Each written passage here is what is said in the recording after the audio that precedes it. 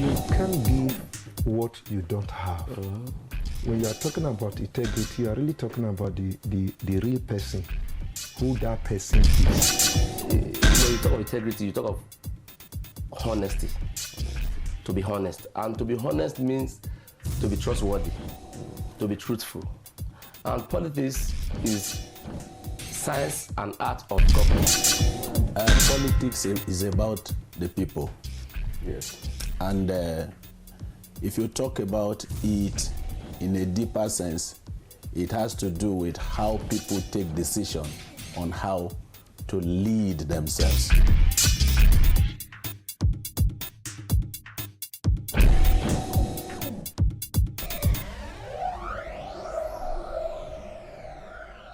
Hello and welcome to another episode of Christians and Politics. In the year 2015, the ruling political party of Progressive Congress came up with the Change slogan, which saw them to the victory in that year's presidential election. Again, the APC presidential candidate was re-elected in the 2019 presidential election with the slogan Next Level. Today, we shall be looking at the APC's performance in the past years, just opposing it with their manifesto. I am Korede Akitunde, and I have with me in the studio today His Grace, the Most Reverend Emmanuel Chukwuma, the Bishop of Enugu and the Archbishop of Enugu Ecclesiastical Province of the Church of Nigeria. Your Grace, you are welcome, sir. Amen. Bless in Jesus' name. Congratulations on your re-election as the Archbishop, sir. Thank you very much. Thank you very much, sir. God Also with me in the studio is the Director of Civil and Political Affairs of the Church of Nigeria and the Chaplain to the National Assembly, the Venerable Joseph Unuaya. Thank you, Daddy. Thank you. For always being there. Thank you.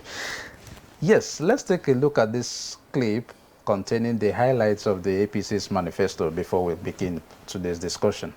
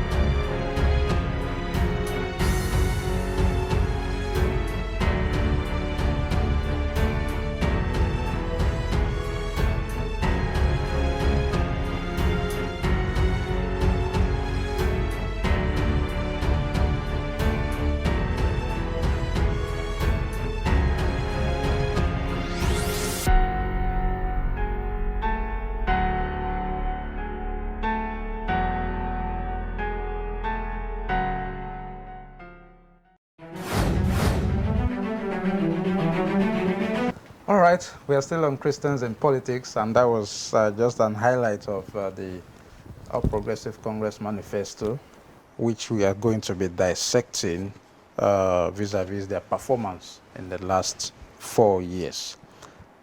Your Grace, let me say that we have known you to criticize government at all levels, and one cannot easily forget one of your statements at Sir Alex Ekweme's burial. Let's look at what the manifesto of APC, or let me first of all start with the fact that what's your general overview of this government in the past 4 years? Well, thank you very much for having me. And I think I want to really correct that I'm not all right a critic, but an analyzer. And also a concerned advocate of Nigerians on what concerns them, particularly when it comes to governance. And you have to understand that the church, or the Christian church, or we are the conscience of the nation. And all we do is to make sure we blow up and blow loudly the feelings of the people. And so coming to see what is the overview of what is happening right now, the outgoing government to be probably sworn in again in May, well, I would say it's what mixed feelings, because you find that after the government of Jonathan, people were a little bit disenchanted because of the way things were going. Yes, people cried about corruption, about difficult times. And what the APC came about was a little bit change. Change. That was what the cry was. And everybody was looking for the change. Alas, the President, Muhammadu Buhari, emerged and came in. And people were just with that expectation of change. It took a lot of time, almost 6 months before even the first cabinet was formed. And after that, we now began to see a lot of things, more or less I call it witch hunting, of people of other political parties in the name of fighting corruption. And we are expecting that, okay, if it's fighting corruption, that will help us. Okay. But suddenly you find that the fuel price has gone up, the exchange rate of money has gone up, life getting more difficult, unemployment rising, and some places salaries were not being paid. So there was a lot of cry here and there, and even the appointment of some ministers, one was wondering what must have been the reason for which probably a minister will have about 2 or 3 ministries, for which one was wondering. And I wrote at that particular paper that the Mr. President is corrupt, in the sense that if not that there's corruption, even in the appointment, the 2 governors that I knew that probably supported this campaign with the government money of their states were given 3 or 2 ministries. And I said, do they have 2 heads? And so it was a matter of calling people to order that if you're fighting corruption, then you have to be sincere with it. Then having said that, therefore, time gone and everything, until people found that the change they were expecting did not come. Just like in the Bible, when the Israelites were in the governance of Rome, and they were expecting a change because of heavy taxation and injustice. Yes. And when Jesus Christ emerged on the day of Palm Sunday, they were saying, Hosanna, save us now. And they were expecting a change. Of course, at that time, they were expecting a political change from Jesus. But unfortunately, Jesus Christ as a spiritual revivalist and revolutionalist. And at the end of the whole thing, he was crucified. But it was very clear that when Jesus Christ was to be born, our God Almighty made a manifesto. And what was manifesto? That Jesus Christ was born and will save the people from their sins. And Jesus Christ indeed came to fulfill the manifesto of God as a lamb that was killed and salvaged man from their sins, reconciled us back to God. And we saw the fulfillment of God's own manifestation and manifestos and promise to humanity. And so one was expecting, therefore, that if you make a manifesto, make a promise to people, we should follow God's plan to save the people. Because what we are saying now is we are also crying now, Hosanna, save us now. Because the way we're going at life is becoming too difficult, fastidious. And so people are expecting that there should be a change of the change. And so that was why you find that when Atiku Obi came up, people were trying to articulate. and articulating, many people voted, and it's still a controversy today. If really the present government really won the election. With what we are hearing over the news, we now see that there's a lot of controversy, and not only that, materials are not being made available to really authenticate if really the results we are what we are told. But in all this, God has a plan for Nigeria. But the thing is that you're looking at the whole government as a whole. I don't think much has been achieved to the expectation of the people. Okay, but let me come back to a variable. Do you think there are promises made by these governments that are yet to be fulfilled? So many. Okay. And if you look through the manifesto carefully, you will know that much has not even been achieved.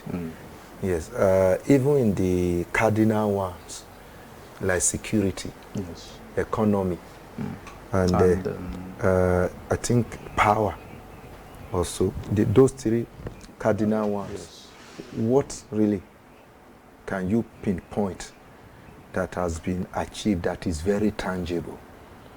For corruption, me, the issue of corruption, His Grace just took a bit on it. And you see, when we are talking about fighting corruption, and everyone sees it as being selective, being vindictive, and people are seeing corrupt people even in the government that says they are fighting corruption. You can see visibly there are corrupt people there, people that are known. You see, the government in power, for instance, let's take from my state, Edo State, where I hail from. A lot of things happened in Edo State during the government of the present chairman of APC. And there's a clergyman who was able to chronicle everything. And he was bold enough to take the matter to court. Till today, they are still playing around it, dancing around it so much. If you see what is contained, what is filed in court, you begin to wonder whether a person who has such avalanche of allegations not yet cleared can really be the right person to fight corruption. Let's come to security. The issue of security, I have not seen anything done. For me, security have worsened since this government came to power. Let us be realistic. You know, I've always talked in the studio here that Jonathan, our former president, with all due respect, with good he did for this very country, made a mistake in the area of fighting corruption. The same mistake Obasanjo made in his time. Obasanjo played down on the issue of Sharia. And people like us were saying, if you play down on this issue of Sharia, give few years to come, Nigeria will be in trouble. That is where we are now. Then Jonathan, dear president, then came on board. He wanted to tackle the issue of Boko Haram headlong. But the powers that be in the north, especially the religious leaders, tackled him and said, oh, he's trying to kill our people because of a coming election to reduce the population. All of a sudden, the government of President Goodluck Jonathan slowed down until just few months, about 6 months to election, when the same people were saying, look at him, a president who could not stop Boko Haram, is he the one to be re-elected? All of a sudden, he mobilized. I keep saying it here that election took place in Northeast. I'm an election observer.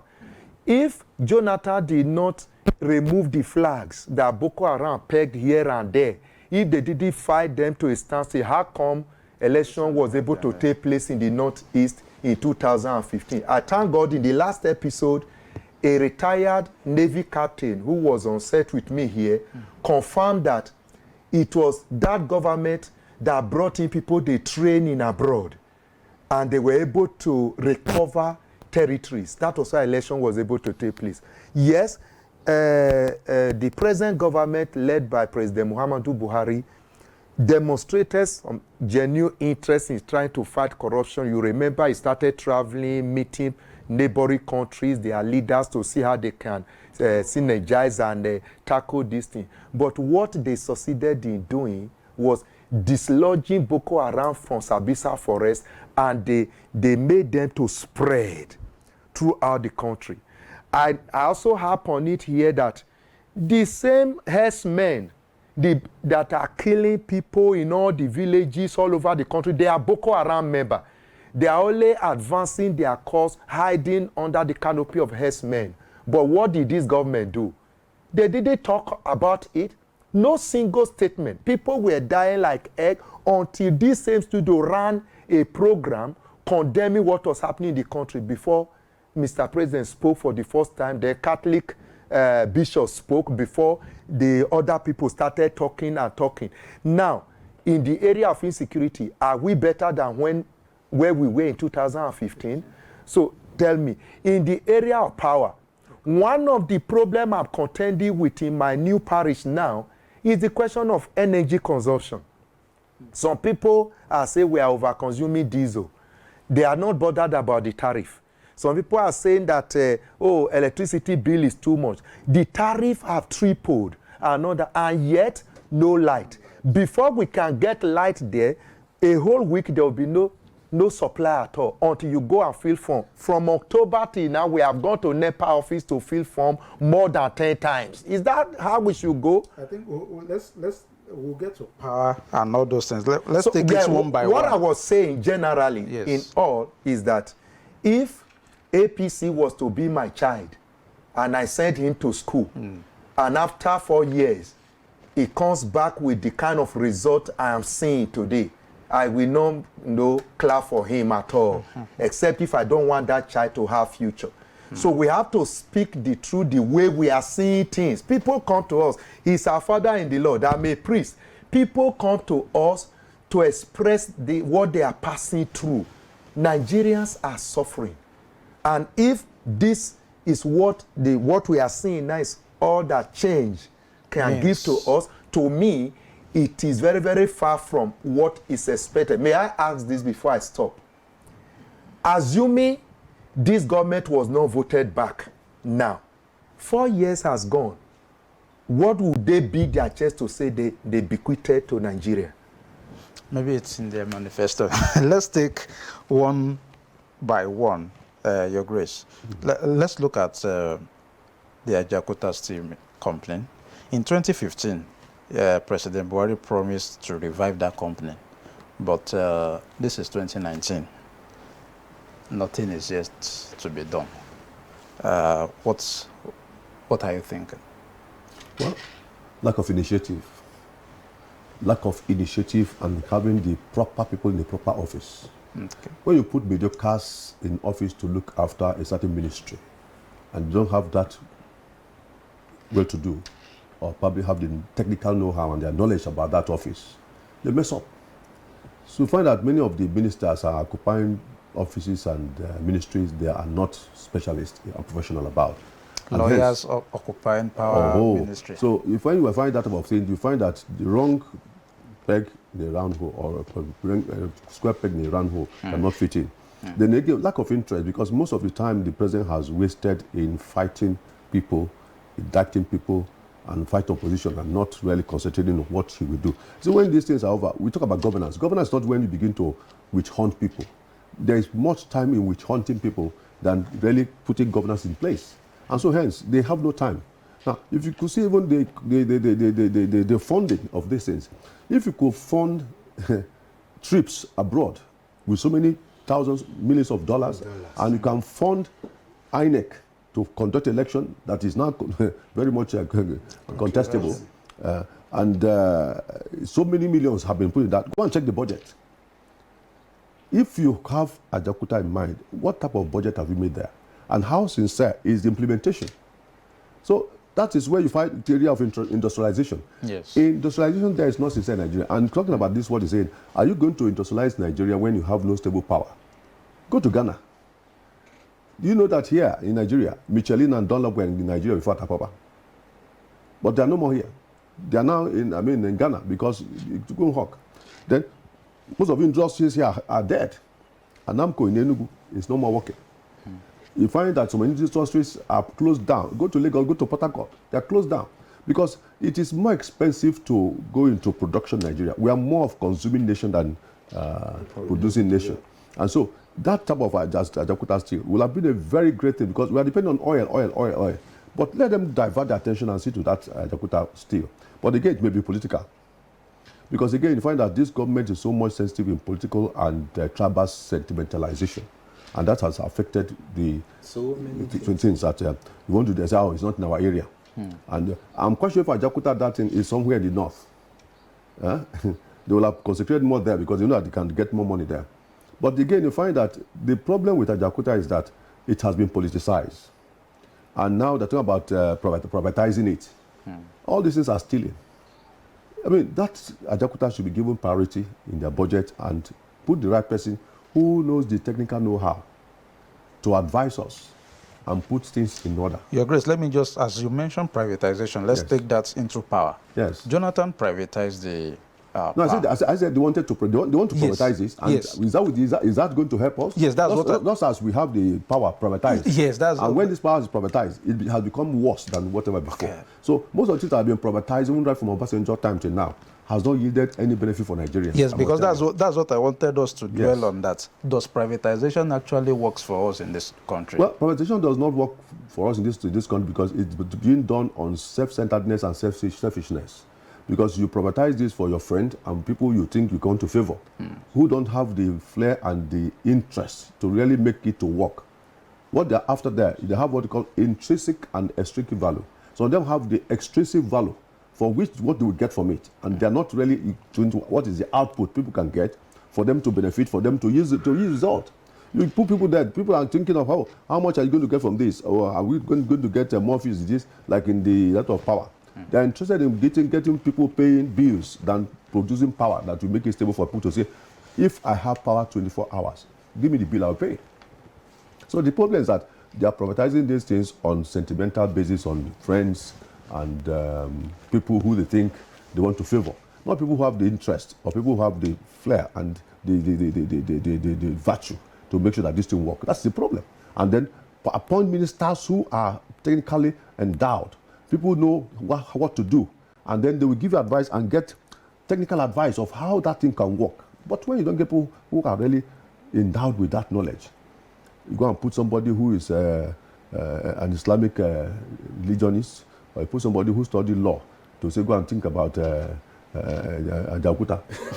What does it know about metallurgy? What does it know about science? What does it know about technology? He doesn't know about it. So all you just wait, how much am I going to get for the allowance? You give contract for people to do that, then he's looking for how much he's going to gain from that. And that's the problem of Nigeria. Anybody you put in position in Nigeria now is not thinking about how to help Nigeria to move forward. What can I get into my pocket? You give people contract and you say, Minister, they are looking for how to get the 10%, 50% upfront of what the money budgeted for. And that's why I have variations upon variations. It's a terrible thing. Nigerians should change and have a paradigm shift on how they are involved in serving Nigeria. They must try as much as to think about what can we offer. Jesus Christ became poor that we become rich.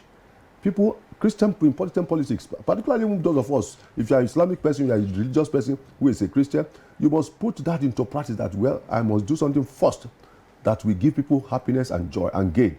Then God will definitely bless you, because all the things they are trying to acquire, they will leave it one day and go. We came empty-handed, we shall go empty-handed. Very good. Let's look at unemployment rates. As a vicar of a church, I'm sure that you have a lot of people who comes around who are not employed. Let's look at this government. Has there been improvements in this aspect? Can you permit me to take off from the Ajaokuta steel company? Okay. Because the day I listened to, what they call it, there was a discussion, interaction by the senators and House of Rep members with the public hearing on Ajaokuta steel company. I listened to one lady, I think Natasha. She later showed interest in contesting in the just concluded election, and she was one of the persons that they were looking for ahead in Kogi. She came up in the media to say they want to assassinate her because of her position on what is going on around Ajaokuta Steel Company. Now, you will see when she was speaking what that company can do to transform the lives of Nigerians. The number of people that will be employed if Ajaokuta is made to work. The number of auxiliary companies that will be established around Ajaokuta. So if Ajaokuta is allowed to work the way it should be, Kogi State will be an economic center in this very country. And to say that a government promised that they will do something about such, and throughout the 4 years of their tenure, nothing was done. Well, it's a very sad commentary. Now, secondly, of recent, I learned that one of the bills that was rejected by Mr. President also have to do with Ajakuta State Company. There's a budget that the National Assembly tried to propose to use to revitalize Ajakuta. And the letter sent back, which the Senate President read on the floor of the Senate, was saying that the President says he cannot afford to put such money into one particular company at this material time. The question is, the people that are governing, or do they really know what should be priority? No. Do they think about long-term effect of projects like that? See, I thought when this government came on board, the present governor of Ekiti now, Fayemi, was made the minister of solid minerals. And I thought by now, the mining sector would have been transformed. And if that was done, Kogi has the highest number of minerals in this country. Yes. We would have seen the number of people that be trooping into Kogi State for employment today. But did it really happen? Then when it comes to unemployment, generally, what is the difference? Have you seen any difference? I want to see the people that government have employed in the past 5 years. They were talking about hand power. Now, yes, I'm talking about all. Okay. I'm very sorry if we are too hard on government. It's because of our interest. We want things to work. We want the government to not to begin to listen to direct beneficiaries who are saying everything is okay, everything is all right. We are not benefiting directly from government. Even that of empower. Yeah. For those of us in the East. Okay. We don't know what is called empower because many of us are not employed. No. It is just within themselves. Okay, for me now, in the Enugu, I mean, how many people have come to tell me how many people are you going to send into empower?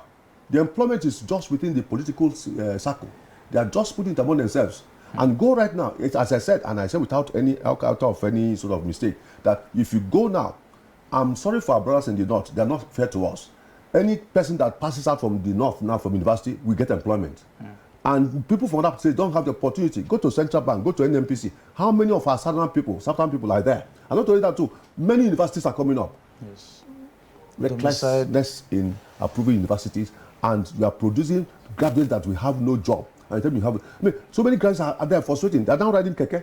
They're not involved in vices because there's no employment. So employment thing that we're talking about is just cosmetic. There's no way, and that's why I'm very much interested and very much concerned about entrepreneurship. Yes, but again, entrepreneurship needs funding. They should concentrate in that because get out of university not getting much. Nobody can get job into the government. But again, they must try as much as to say they empower these children to have that entrepreneurship power to execute. And again, not I found that most of these people that are there, look at them, money market. Money market was more or less like bribing people to also vote. Okay, since after the election now, have they visited market again? I mean, this is a matter of trying to be somehow very much trickish about the whole thing. They're not sincere. And nobody's perfect. But even though we say, okay, we are praying as a church for the government, but they must be sincere in the implementation of their policies. And if not, they're just deceiving themselves. Let's take a break. Can I quickly just miss, because we will not come back to this. Yes. I was trying to say that in your neighborhood, can you count 1, 2, 3 persons where you rented your apartment and you are living there? Say you can point and say, oh, this person was unemployed before 2015, is now employed, or he has been empowered. From 2015 till now, I have transited from Cafe, Church of the Resurrection Cafe, to the cathedral, from the cathedral to the Church of Pentecost, where I am now. Now, I cannot pinpoint a single member of the church who was unemployed in 2015 who have come to me to say, oh, I want to thank God I've gotten a job, or I have been empowered by the government. But what we see is in the television. Yes. So that is my concern. Why should this thing be in the television? People come out to talk in the television, but you can't find anyone on ground. Okay, as chaplain to the National Assembly, you need to see the number of CVs that people are sending to me, even the people I don't know, thinking that I may be able to help them. And I push this thing across to people.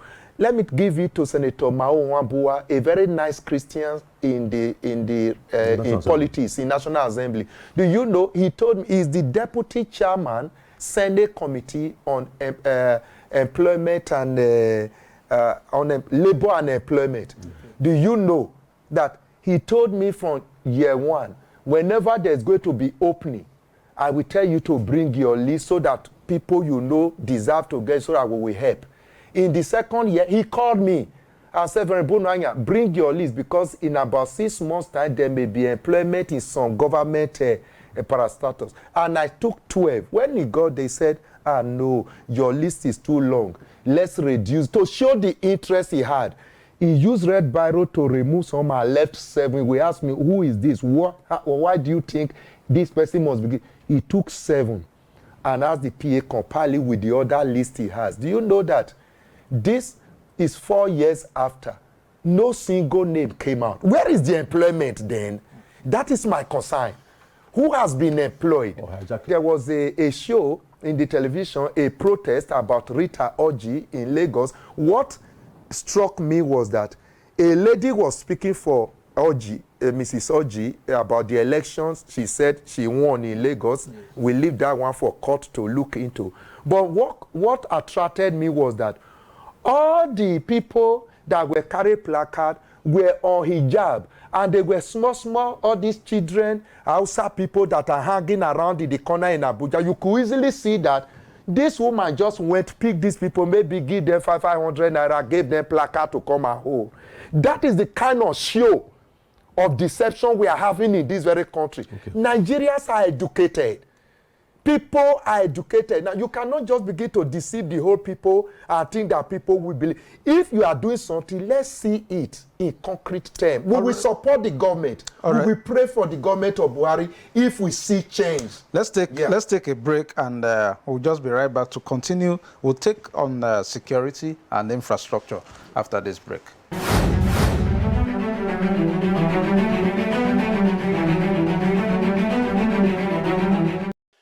The Lagos-Ibadan Expressway was the flagship of that plan.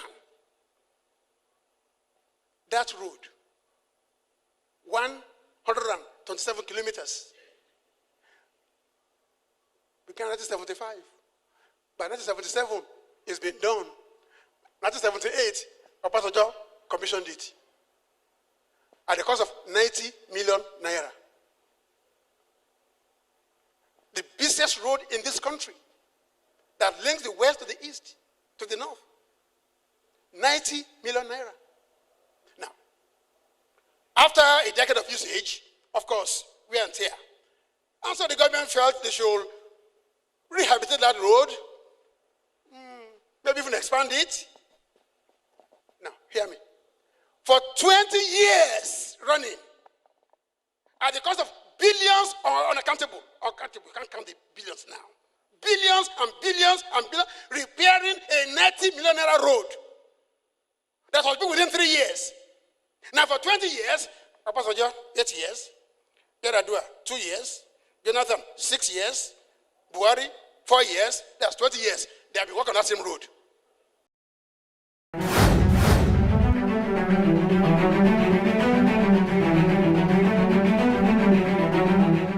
Thank you for being there. This is Christians and Politics, and I've been talking with the Archbishop of Enugu Ecclesiastical Province of the Church of Nigeria Anglican Communion, the Most Reverend Emmanuel Chukwuma, and the Venerable Joseph Unoaya, who is the chaplain to the National Assembly. Thank you for being there, sir. Let me go to Archbishop. Let's look at security first. This government said when they came in, 17 local governments were under the control of Boko Haram, and they have been able to dislodge them. But I think now we have more advanced way in our security issues, kidnapping, herdsmen issues, which has now spread across everywhere. What's your take on their performance with security? Also noting from some of the comments of those who are close to the power that some areas that were not safe before, especially Abuja as the federal capital, has now been safe for the past 4 years. I think one of the things we have to say, we have to thank God. Everything is in God's hand. If God does not watch a city, He watches watch in vain. Well, I am saying that, thank God, Abuja is to be peaceful. Only God knows why. Because before, you have explosion in the market here and there and all that, and people having self-suicidas and everything.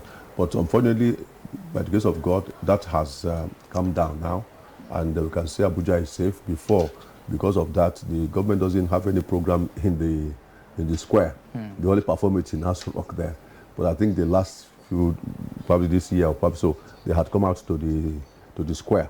Now, first of all, the budget has been so heavy for security. And being so heavy for security, all these service chiefs have made so much money. Let us be frank and sincere about it. Made so much money that they pretend they have bought equipment to fight this insurgency. But one finds that it is not true. And again, I ask, are they not due for retirement? Because if you retire the IG, these service chiefs, why are they still there? Now, if they are there to hold the election for the president, election has come and gone. Why are they still there? Do they have are they agents of anything that they are still there? Because I see all of them just parading themselves to say they are fighting, but they are feeding fat. They are feeding fat. Now, if you look at the whole fighting, why should, with all this money, these people of Boko Haram have sophisticated weapons more than we do?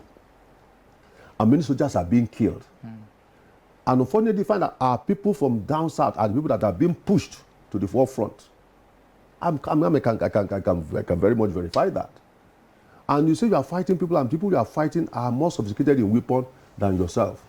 Now, the other time the president went to America, you know how much millions of dollars he paid trying to get whatever equipment, and I don't know whether it's a priority. Right now, nothing's happening. Now, I think the president must rightly know that security in Nigeria is not an easy thing. And then, unfortunately for him, whether it's a cause that is happening in this area, in the north, where we have so much kidnapping now. We have so much herdsmen killing people. Because, you see, let's be very frank, God is a God of vengeance. When you have lost innocent blood in some areas, and God had to put war in your area to know how painful it is. Let's go back to the Civil War. Let me tell you, all this happening is a repercussion of the Civil War cause. Because you find that the Civil War, many of us in the East, I'm a product of it because I would have died in that Civil War. Many of our people were killed. There was a genocide. I think that. And most of the people that kill our people are from these areas where you have this thing happening. I must tell you that. Nigerians must know. There must be a way to, first of all, appease the God of heaven to forgive Nigeria and the Nigerian Civil War for the innocent people that were killed in our area because of genocide. Because most of these people happening, even from doing, most of them that fought the war for Nigerian government against Biafra and killed innocent souls were from this area you are seeing the war now. And I just pray that God will forgive. But again, coming to that, there's no sincerity in fighting security in this country because if, for example, look at the Dapchi issue, yes, and now, how can you say you are fighting security and people will come from all over across the country, pass through the security borders and blockades and come to a school and freely go back? Where are the checkpoints? And so you can see the deceitfulness in that security something. And after some time, it's okay, you are bringing them back again from there. From where did nobody showed us how those people were brought back? So there was a negotiation. So the government should stop deceiving us. They have hands in all these things because there's something they're getting from it. And government is paying so much money to the Boko Haram people for them to be able to do something to compromise. So that's why it's not because they are making money in these things. If they're not making money in it, this Boko Haram and this fighting will have stopped. Because this is more than the Nigerian Civil War. But because the people who are fighting this war are making money, and I talk about these service chiefs and even the people who send them there, commander-in-chief should be sincere. Why is this not ending if they're not getting something from it? Because the more they continue, the more money is being pumped into security and nothing tangible is happening. And that is the problem. So until they can now begin to strategize and be sincere in carrying out a strategy that will really stop these things. Okay, Sambisa Foreign may be free, but how about the borders? We're coming with all the Air Force going up and down. How can't you locate these people and dislodge them? How did they come in? There's no sincerity. And so I think everything that is being done, there's a negotiation between them and people who are killing our people. And unless they step up the security strategy and be sincere about it, this security thing, we're just playing with it, and it's unfortunate. And the infrastructure and the structure and the architectural way of doing things must be changed. They must have to make sure that do things that will be right for people's lives to be safe. Whether the government likes it or not, is one of the cardinal points they must know, that security is one of the things they must do, that people's life in this country must be secured. And if they don't do that, they fail. So we can't be saying we have peace Nigeria, say, okay, unity of Nigeria is not negotiable. It's negotiable. Without this happening, it's negotiable. Single negotiation going on. Yes. So because you cannot say it's not negotiable, you are just deceiving yourself. It's negotiable. Now, you were just talking about infrastructure, and let me take Verebunoy on that. Recently in Abuja, the former primate of the Church of Nigeria, Archbishop Jasper Akinola, during a sermon at the National Secretariat of the Church of Nigeria, harped on the failure of governments, and he cited the example of Lagos-Ibadan Express Road, almost spanning 20 years, and the project is still on. What do you think of this government on infrastructure? And we also look at road, we look at health and education. Now, let me start with the road as infrastructure. You see, we'll continue to say that the politicians are not helping this country. If that road project was one politician's personal property, will it not be completed by now? That is the point His Grace Archbishop Akinola was talking about. How can you be repairing one road, whatever you are doing there, amending one road for over 20 years? It has been on the news, budget upon budget going in, and it's never finished. Look at Abuja Benin Road. Do you know the amount of money that has been budgeted for that road over the years? To today is not completed. Enugu to Onitsha. Which part of the country do you really look to and say, oh, this thing, they have finally made this very thing perfect? Let me tell you, somebody who lived in the UK for many years spoke with me some years back and said, do you know what they did to build up these overseas countries? One particular government will come on board, take a particular infrastructure, if it is road, it will finish it. The next government will come and tackle power and finish it. In the next 100 years, what they have done remain intact. Even the roads they say they are building, what do you make of it after 1 year? Yes. And so there is this deception, that insincerity that is going on in this very country. Well, of recent, we can see that the government is trying to work on some roads.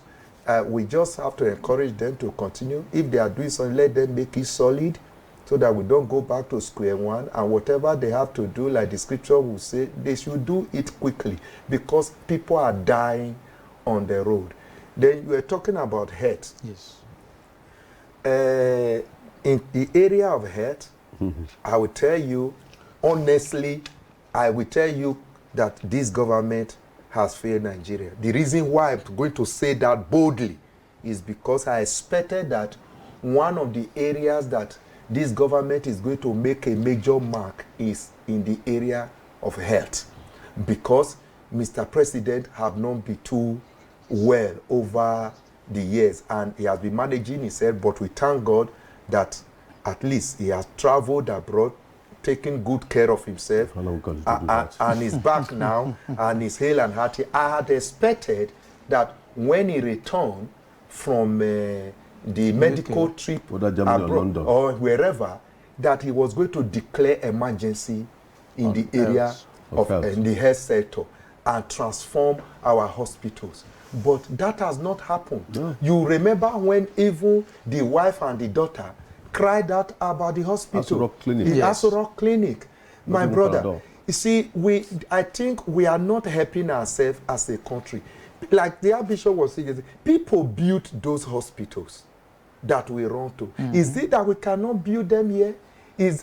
How come we cannot get a hospital of excellence that even the politician can run to in Nigeria? Do you know the kind of money we are just wasting in overseas? For me, this government have not scored any points in that very area of health at all. Yes. I just pray if now that election has been done, it's like possibly they are to continue because I'm using possibly because the matter is still being contested in the court, yes, in the tribunal. Let's see how it's going to go. If they are to continue, they need to wake up.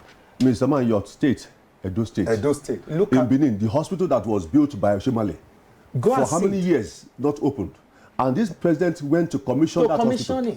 People are demonstrating, people's tax were used to build this hospital. The hospital is there now. Not being functional. Not functional for the past 3 years. Not being used. And somebody's saying it's the APC chairman, and I'm trying to criticize others. Where he was one of the most corrupt people when he was governor. And any person who is a corrupt person that joins APC, you now say that the sin is forgiven. What rubbish is that? Let them go back and then put EFCC to go to Edo State first. The chairman look at what has happened there. Is it because this person, the present governor, is keeping quiet? A lot of things were wasted. Even the loans the man collected from abroad to do those things, he has diverted money of them abroad. Not to talk about the money he collected from Your Grace, maybe you make your point on education. On education, you have the problem of this university something. Now, university, you see, I don't know why university quality should be in spiral decline. And this government has not given respect to education. Before, if you come and say you are a professor, you are respected. But now, if you are just a clown who is a politician, you are more respected than a professor. And this is because not the professors and the teachers in the university are not being encouraged. How many strikes have you had? Yes. If not because the people are just trying to be lenient, the strike will have continued to this time, but because to make sure that the election goes well. Many of the lecturers are back, but all the ASU strike, all those their unions are not happy. Because you go to most of the universities, you find that the structure there is very bad. And you are approving more private universities. How about the federal universities, the state-owned universities? What have you done there? How much money have you pumped to make sure that the lecturers get enough money to look after themselves? Researches are not going on. And you find some of them, the laboratories are dilapidated, hostels are dilapidated. Many places are just like prison yard. And so I think there's no much attention being given to education. And look at the budget. You find that budget for education is as low as anything. The government is insulting education. And a nation that's not educated will be like a dark nation. So I think if the government and the people in power appreciate education, because of course many of them, even Mr. Head of State, how educated is he? Easy. When you have an illiterate or somebody who is not educated as a leader of a nation, you will not have interest in education. And that is why what you say, Boko Haram means no book. Boko, no book. No book. It's haram for you to read. So that has affected our education system. Because they feel that education is wasting. It's a wastage.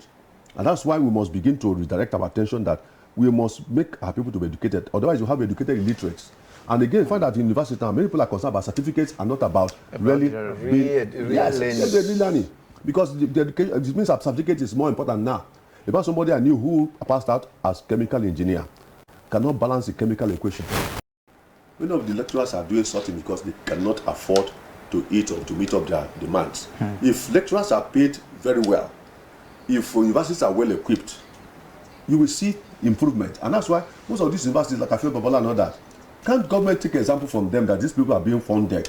Now, I think I'm against approving most private universities at the expense of public universities. If they concentrate on that, and these people who are privatized universities could help to form most of our universities and endow the universities, it will be better because they are more expensive than federal universities. And most of these politicians don't have their children attending universities in this country. Yes. They're either in Ghana or US or Britain or even Cyprus now. That's this country. So why, if you know that our own, we don't have qualitative education, then why are you now sending your children abroad? Why not put them here? So that's why I think it is time we must appeal to our government. We appeal to our government, please. Give attention to education because very soon now you will see another strike of both the ASU and NASU. Yeah. The polytechnics are not feeling happy. The infrastructures are not there. the research that's supposed to go on are not there. And so there's much of pleasurization because people are frustrated not being able to do the right thing. All right, sir. Variable, let me take you on, we are rounding up because we just have 2 minutes to go. We have leadership and integrity. What will you have to say? Because this is a government who has come on the platter of that Mr. President is Mr. Integrity. What will you say concerning integrity and leadership? Now, just briefly, sir. Yeah. What is integrity? Integrity means the state or quality of being complete. Talking about wholeness, unbroken state. Then he talks about moral soundness, honesty, freedom from corrupting influence or motive. If you take it from that second definition, where is integrity that we are talking about? People come out boldly to say, oh, Mr. President is a man of integrity. It's just that he has bad advisors all around him that are misleading. Who appointed them? Who appointed them? On what basis were these people appointed? So when you look at that, you see, this government need to prove integrity to Nigerians. When we are talking about quality of being complete, wholeness, let me tell you, integrity is not about one item that if I keep money here, I will give it to Mr. President because of what people are saying. Majority, they say voice popular, voice Dei. Now, if Mr. President is the type of person, if you give him 1,000 to hold, he will be able to give it back to you in 10 years' time. He will not tamper with it. That is the basis for, say, is a man of integrity. Fine. But integrity is talking about the whole totality of that person. Now, if you can keep money, but in the other area, you are guilty of nepotism, which has been very glaring in this government. Appointment from one particular part of the country, one particular religion, and all that. Can you say such a person is a man of integrity? His Grace talk about the fighting against the war against corruption. The way it has been selective, the way it has been vindictive. You see, if you are in APC today, and if you are a corrupt man, you are covered. If you decide to go the other way, you are in trouble. You'll be witch-hunted. Does that prove integrity? So these are the... Now, when it comes to issue of security, let's use it to measure integrity. I keep talking about the body language that allow herdsmen to spread across the country. They were committing arson, raping women, committing armed robbery, going about with AK-47. They are not arrested. They are not punished. If they were from Edo State, my brother, if herdsmen were from Edo State, you think they can carry AK-47 and go free? So if you can allow herdsmen to be moving freely and killing innocent people, taking people... I'm boasting that if the president doesn't win election, there'll be trouble. There'll be trouble. How do you tell me you are a man of integrity? I will only count on your integrity if you come out to say any herdsman that goes into somebody's farm and kill innocent person, set a village ablaze, go after him, bring him to his knee, he must face the full wrath of the law. I would say, oh, this man is a man of integrity. Thank you very much. Let me take the last take from our Bishop. Your Grace, as a father of the church, what will you advise this government, assuming the court case is in their favor, or otherwise, if the court case goes to the other side? Because some people have said that APC and PDP are the same. So we need to advise them. Well, what we need to do is to make sure that there's equity and justice. There must be a sort of corporate working together for Nigeria. All right. You see, once you are in government and election has passed, what now is the point of view is governance. Nigerians, as I said, have suffered enough. What we need now is proper governance for which there be equity and justice, and then there be improvement in the economy, improvement in employment and health and infrastructure. And once you can do that, forget about your self-centeredness and your selfishness. Trust in God that God knows that the legacy, if they are very concerned about legacy, what legacy are you going to leave behind if you're no more there? That is what they must be concerned about, not concerned about their gathering of wealth and accumulating wealth and buying houses in Dubai and America and everywhere. May God help us. So we are praying for them as a church that God will give them a sense of direction, that they'll be concerned about Nigerians and take care of Nigerians, and know that whatever belongs to Nigeria belongs to all of us, and we must all benefit from it so that we can be better citizens of Nigeria and give glory to God. It's good to have this grace, the Most Reverend Emmanuel Chukwuma, on today's episode. And we thank you, sir, for coming. Thank you for having me. And we are sure that when next time we call upon you, you'll be here. Yeah, thank you very much, sir. Reverend J.O. Noya has always been our in-house, and he leads this program every time. Thank you for coming again. And let us please use this forum to congratulate our primate Yes. for the great step, giant step he has made in making sure that we have moved now, officially, stable, to the headquarters of Nigeria. Yes. And we now have a stable secretariat in Nigeria at Gudu, which was dedicated on the 24th of this month. Yes. And we thank the former primate for his vision, and thank all those who have contributed. Jantiwa Danjuma, who donated the land and money, and others, and all the churches and bishops who donated money through the Cemetery's contribution, our Advent contribution. We are very grateful and we are proud of our primate, that in his time before retirement, he has accomplished the befitting Bishop's Court for Abuja Diocese and the befitting headquarters for Church of Nigeria. Kudos to him, and great is Church of Nigeria. All other churches to also take leave from that and relocate to the headquarters of Nigeria. And it's a lesson for politicians. Yes. He started the project within 3 years, he finished it. Not abandoned. Not abandoned. No revision of projects. Thank you very much. I'm afraid this is all we can take today on the episode, as we are out of time. I'm sure you don't want to miss next week's edition of this program. Until I come your way again, same time, same station, be a good citizen of the country. Thank you. God bless you.